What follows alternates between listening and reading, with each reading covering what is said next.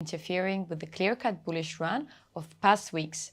In this report, we had to take a different approach than usual and focus mostly on major fundamental issues that surround the US stock markets.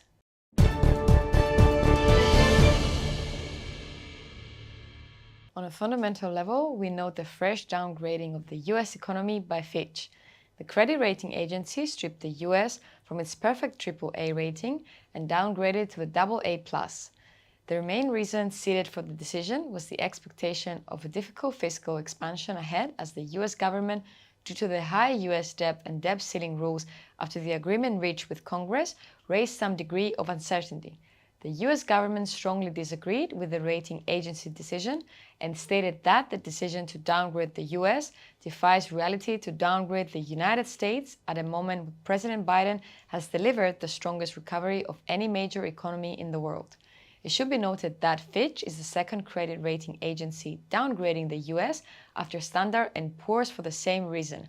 For the time being, we do not concur with the downgrading given that we saw the preliminary US GDP rate accelerating for Q2 beyond market expectation, implying a resilience of the US economy, while at the same time inflationary pressures seem to be easing, allowing the Fed to end its rate hiking cycle or at least is near the terminal rate.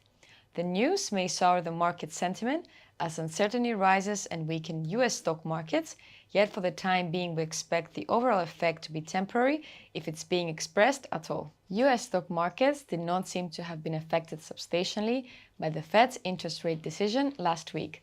The Fed delivered the expected 25 basis point rate hike, yet provided little new for market participants. In its accompanying statement, in our opinion, the bank seems to have removed its predisposition for more rate hikes and it's more data dependent. It's as if the bank accepts that it has reached the end of its rate hiking cycle, yet at the same time keeps the door open for another rate hike in the September meeting if necessary. The release overall was viewed as leaning towards the dovish side and tended to provide some slight support for US stock markets.